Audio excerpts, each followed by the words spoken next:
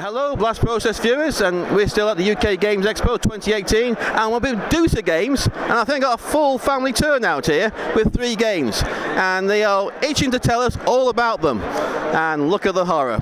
Right, so who's going first? Well, I'll tell you about Great Fire, which is our first game that came out in 2010, which is based on the Great Fire of London of 1666. So you have bits of London that you're trying to protect, and bits of London that you hope to see burn down because they belong to other people, essentially.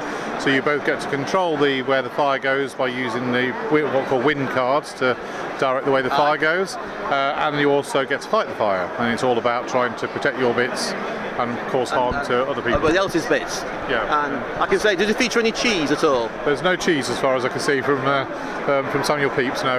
Yes. But his house is on the map. His house is on the map. Yes.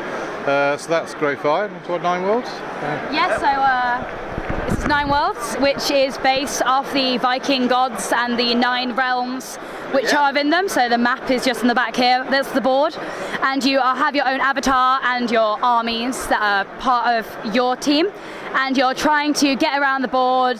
You're trying to be in charge of as many realms as possible. So if you take over worlds and have enough people there, you manage to get a world power, which might be something like you can send someone to Helheim, or you can move your pieces for less amounts. It's basically a lot of battles happening here as well. So if you have a battle and you win, but someone died, they go to Valhalla for a victorious death. All things Viking. There's also an expansion pack which just came out for 9 Worlds, which has treasures in which can help you through the game, and also little challenges which you can cash in for the 3rd round or 6th round or 9th round, which is when the scoring is. So they are a little expansion that you can have for 9 Worlds as well.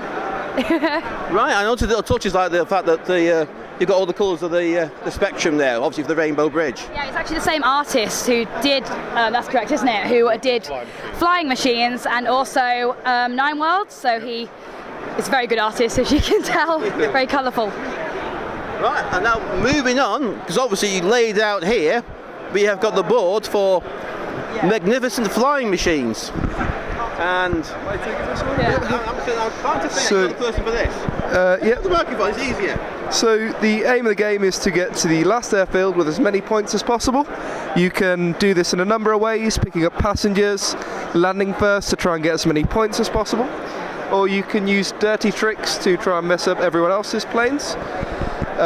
There's sort of various different planes and pilots, and to combine them both is like part of the strategy of the game in order to get the best ability for landing, flying and taking off. And also you can sort of adapt the game, so you could either go to the mid-airfield, the last airfield, or even go further on with the other pieces over there. This is aiming to be out by Essen, but all the artwork is finished for now, and I think that's everything I've got to say about it, really. So what sort of age range and complexity level, how would you grade these things for people to know what to expect? I would say sort of medium level.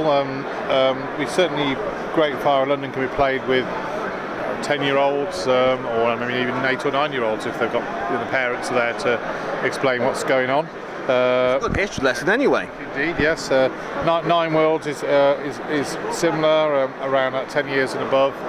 Again, medium-ish level weight in terms of game complexity. Flying Machines probably has a little bit more going on in terms of there's an awful lot of different options in what you can do, but it isn't sort of a mega heavy sort of game. There's just lots of different ways you can keep flying or do nasty things to other people. So a little bit more complicated maybe, but none of them are more flexible than complicated. More flexible than complicated, I would say. That's wonderful. Now, obviously, those 2 are in the shops now, and the expansion, you just mentioned it just launched. I picked up on that, I remembered. This one is due soon? Hopefully in October, hopefully in time for Essen Spiel in October. This will hopefully be the last exposure of the prototype, where we'll take views and maybe a little bit of final tweaking after the play testing this weekend. if it all goes well and there seems to be, we're hopeful there's enough interest, then we'll go ahead and make a decision for October. We're ready to press the button. We just need to make the final decision, really. Very well, thank you very much. We got a trilogy of very interesting and very different games. Okay, well, thank you very much. That's Medusa Games at UK Games Expo.